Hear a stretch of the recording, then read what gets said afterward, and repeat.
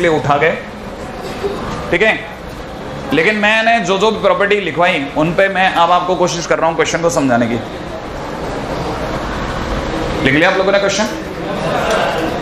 लिख लें पहले आप।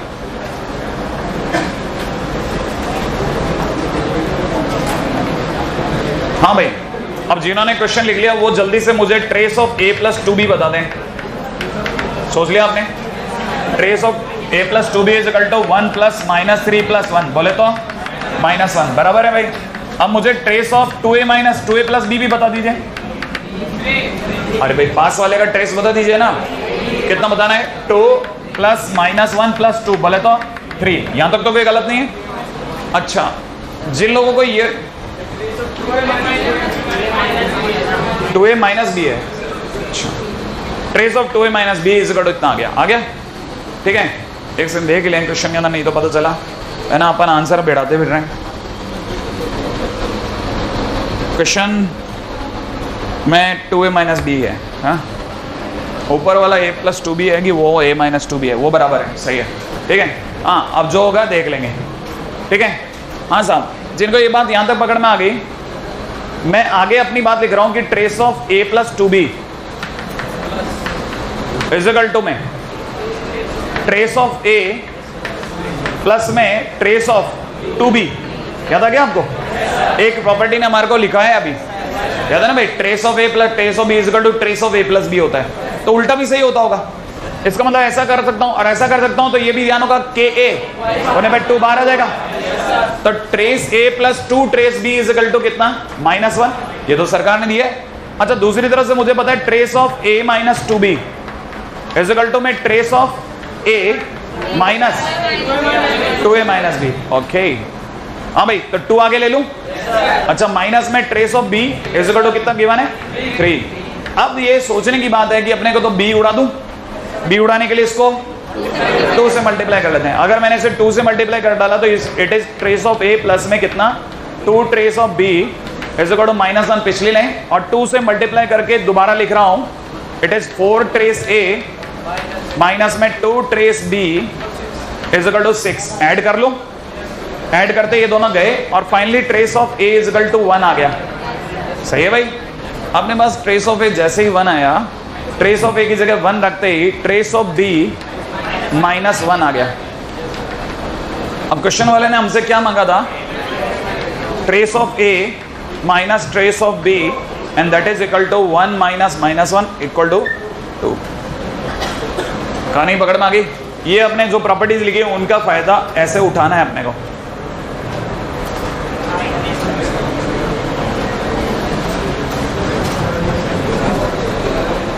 हाँ भाई,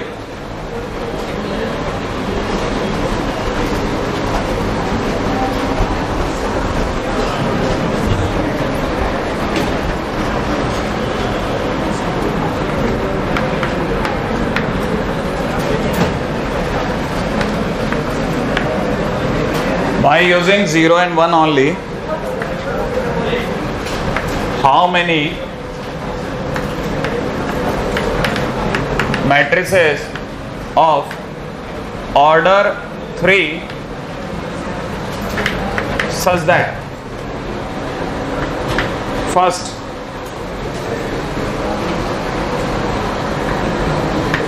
it is a diagonal matrix, second it is a non-singular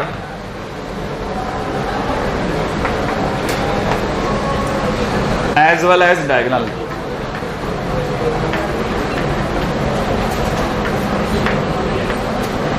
non singular का मतलब होता है जब आपका d 0 ना हो, माने उसका डिटरमिनेंट 0 ना आ जाए, ठीक है, बाय यूजिंग 0 and 1 ओनली।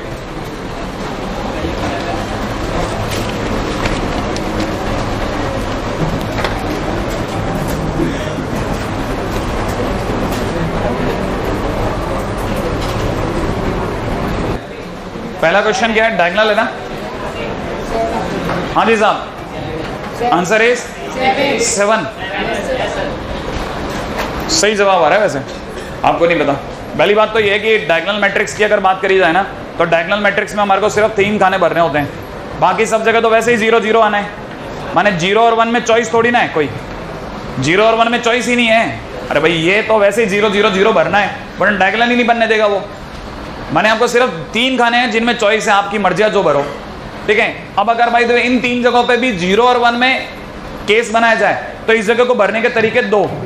कौन से 2 तरीके? या तो 0 या 1। इसको भरने के तरीके कितने? 2। इसको भरने के तरीके 2।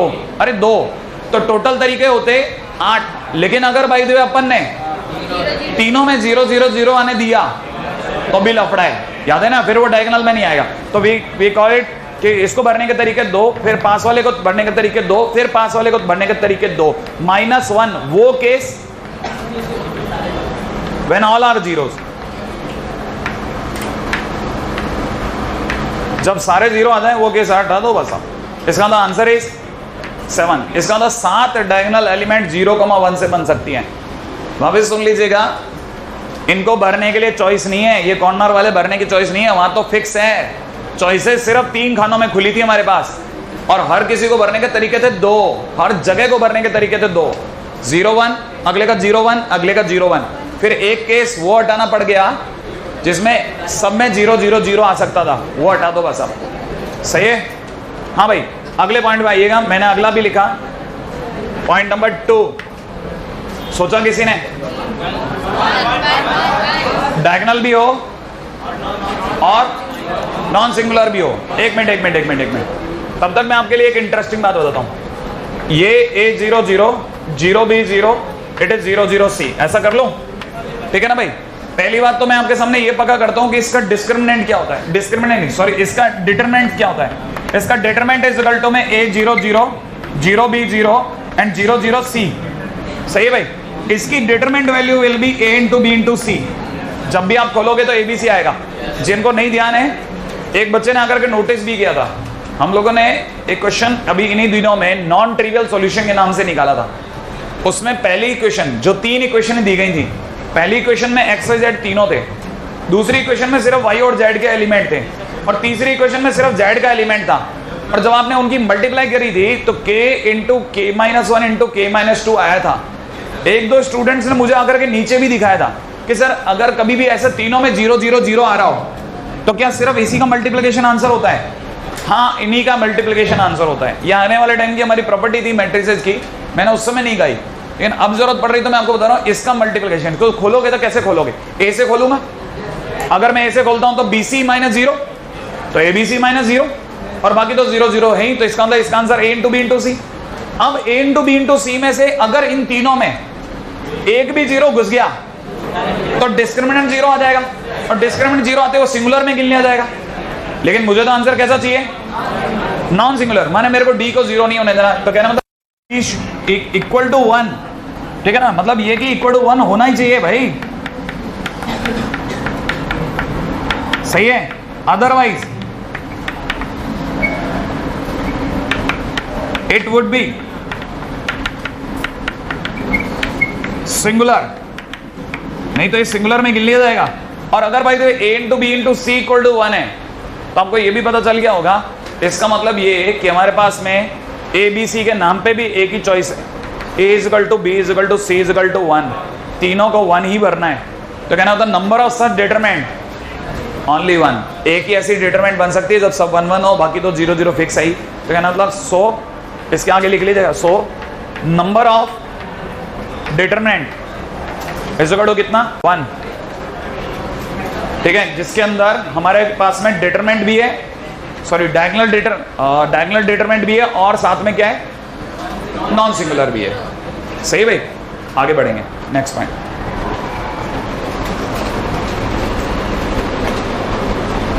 हाँ भाई, वैसे तो इस क्वेश्चन में एक और पार्ट भी था, लेकिन उस पर बाद में आते हैं, पहले आगे बढ़ेंगे।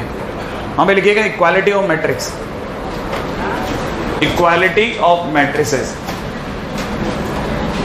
Equality of matrices.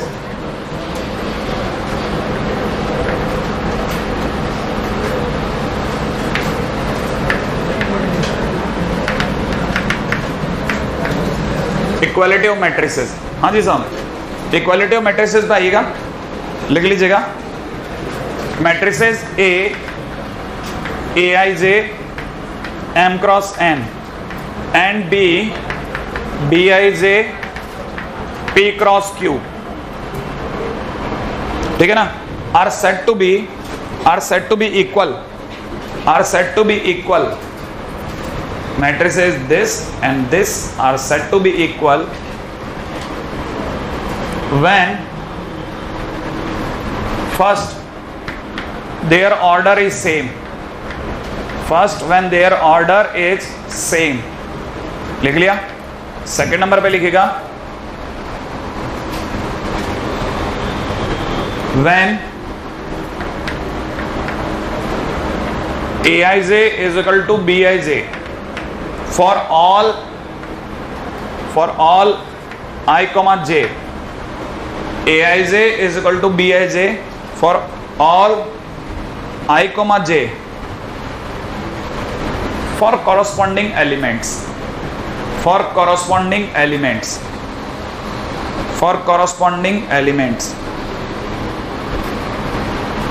देख लिया। हाँ भाई, अब एक क्वेश्चन और बता रहा हूँ, इसी के अंदर बस सिर्फ एक आइडिया भी दे रहा हूँ और एक इंटरेस्टिंग बात भी उसी के अंदर अटैच करूंगा, ठीक है। x माइनस वाई यहाँ पे दिया है 2x प्लस z। हाँ भाई, अगले में दे रखा है 2x माइनस वाई, यहाँ पे दे रखा है 3z plus w। Physical to में सामने एक और डिटरमिनेंट को बिठाया अगले ने, -1 5 और यहाँ दे रखा है 0,13। पहली बात ये दोनों आमने सामने बैठने लायक है क्या?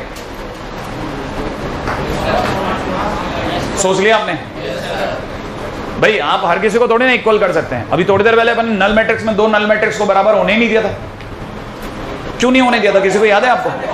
ऑर्डर सेम नहीं था। क्या इन दोनों का ऑर्डर सेम है क्या? पक्की बात है। लेकिन इसमें तो 8 दिख रहे हैं ना, ऊपर 4 नीचे 4, एक ही है ना, मतलब 4 दिख रहे हैं ना आपको। हाँ ठीक है। अब जिनको ये पता चल गया कि ऑर्डर इज सेम, तो हाँ भाई सामने बैठ सकते हैं। आगे क्वेश्चन है find x y z w, ठीक है ना भाई। अब ये क्वेश्चन कभी अपने सामने भी आया था और बड़ा इंटरेस्टिंग क्वेश्चन क्यों लगा? क्योंकि मैंने भी नहीं सोचा था कि इसका सॉल्यूशन किसी ने ऐसे भी सोचा होगा। x minus y equal to 1, याद है ना, कॉरस्पॉन्डिंग एलिमेंट सेम होंगे। तो पहला एलिमेंट याद है a11 के बराबर होगा। अच्छा, इधर से देखा जाए तो it is 2x plus z is equal to कितना 5। अगले वाले के अंदर अगर देखा जाए तो 2x minus y equal to 0 and in the last 3z plus w is equal to 13।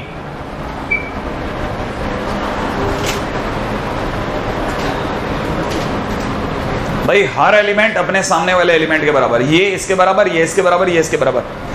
दो मैट्रिसेस आपस में इक्वल तभी होंगी जब उनके कॉरस्पॉन्डिंग एलिमेंट्स बराबर हो और उनका ऑर्डर सेम हो। एनीवे, अब मैं बता रहा था, तो इंटरेस्टिंग क्यों लगा? इंटरेस्टिंग यूं लगा कि इसका आंसर एक तुक्का है, 1 2 3 4। इसका आंसर बड़ा जबरदस्त है, 1 2 3 4। आप दिमाग से सोचोगे तो आपको सारे आंसर मिल जाएंगे, देखो खटाखट खटाखट, ठीक है ना। अदरवाइज ये एक अच्छा खासा समय ले जाता है। आप देखोगे ना तो इसके अंदर सिर्फ इतना से लिखना और सर पीटना एक ही बात है, बाय ऑब्जर्वेशन, निरीक्षण से, ठीक है। x is equal to 1, y is equal to 2, z is equal to 3 and w is equal to 4। देखो सारे सेट हो गए क्या? है कि नहीं भाई? ये बड़ा इंटरेस्टिंग क्वेश्चन है। ये रेजोनेंस की शीट में मिला था मेरे को कि बाय ऑब्जर्वेशन।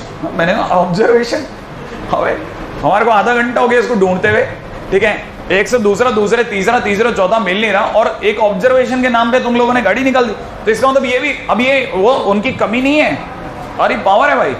हाँ, और आपको पता होना चाहिए, आपको ये भी ध्यान है कि आपने ध्यान से अगर कभी बायनोमियल थ्योरम करी हो, आपने अगर पीएनसी का क्वेश्चन करे हो, प्रोबेबिलिटी तक तो आप पहुंचे ही नहीं, तो कई क्वेश्चन इन दिनों ऐसे आ रहे हैं जिनमें हमारे को यह पता करना होता है कि कितनों का सम 9 आ रहा है, कितने केसेस है जिनका सम 9 आ रहा है।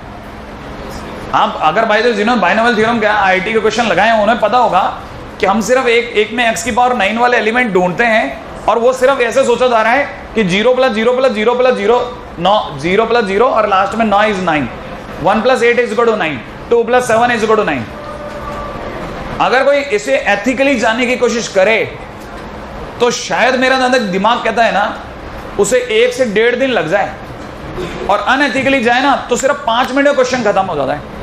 मतलब आपको सिर्फ ये पता होना चाहिए कि ऐसे भी सोचना है, जिसे अपन नकार देते ना यार ये तो साइंटिफिक तरीका नहीं है, है ना, तो उसे उन लोगों ने नाम दे रखा मैथमेटिकल इंडक्शन।